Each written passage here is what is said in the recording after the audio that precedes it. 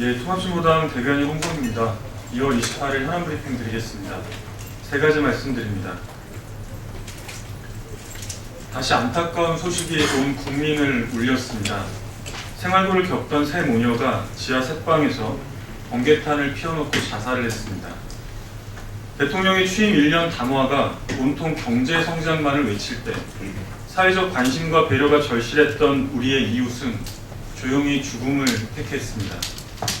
OECD 조사 결과를 보면 지난 15년간 우리의 성장 동력 지수는 22에서 13위로 오른 반면 사회 통합 지수는 21위에서 24위로 오히려 내려앉았으며 안전과 사회 배려는 꼴찌 수준입니다. 여기에 자살률은 무려 유럽 저자살 국가의 10배에 이른다고 합니다.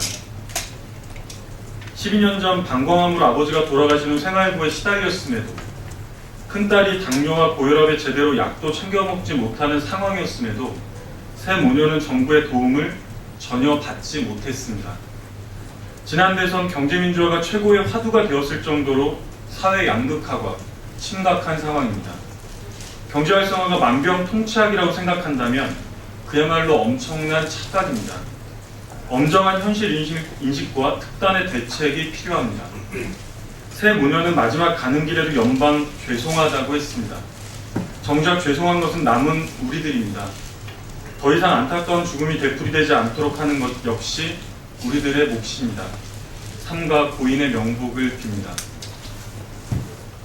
두 번째입니다. 진보당에 대한 새누리당의 비이성적인 왜곡 음해가 차마 눈뜨고 못 봐줄 지경입니다.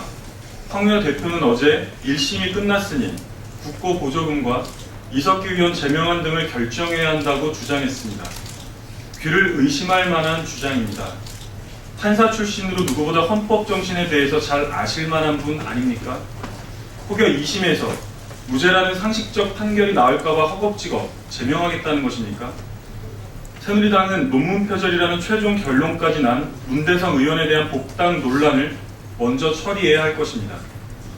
새누리당 송영근 의원은 어제 국회의 5분 발언을 통해서 통합진보당이 절대 노출되어서는 안 될 선양지역 대공수사국 요원의 실명까지 만천하에 공개하여 국익을 훼손했다고 주장했습니다.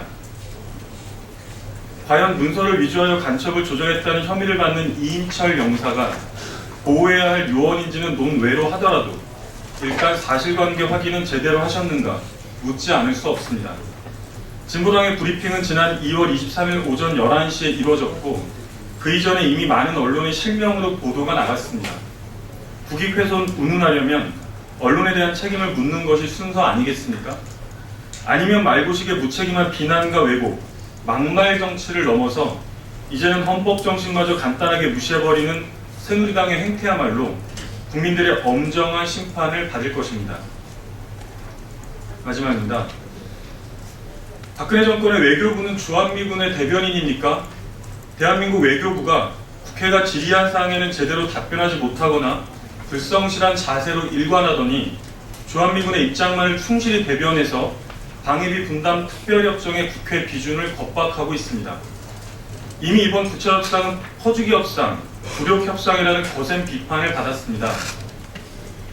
그럼에도 국회에 비준 동의안을 접수할 때부터 관련 자료들을 제대로 챙기지 않아 빈축을 사더니 대정부 질의에서는 외교부 장관조차 부실 답변으로 일관했습니다.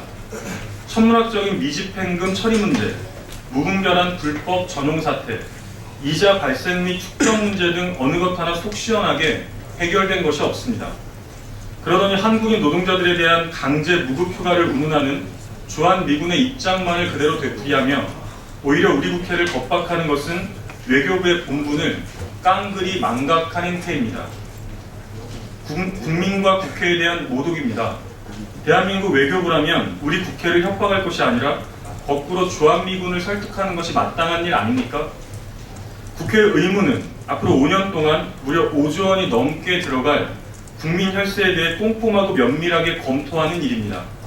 아울러 미군 기지에서 일하는 한국인 노동자들이 고용 불안에 시달리지는 않는지 살펴보고 노동 조건을 향상시키는 일 역시 국회의 몫임을 분명히 일러둡니다.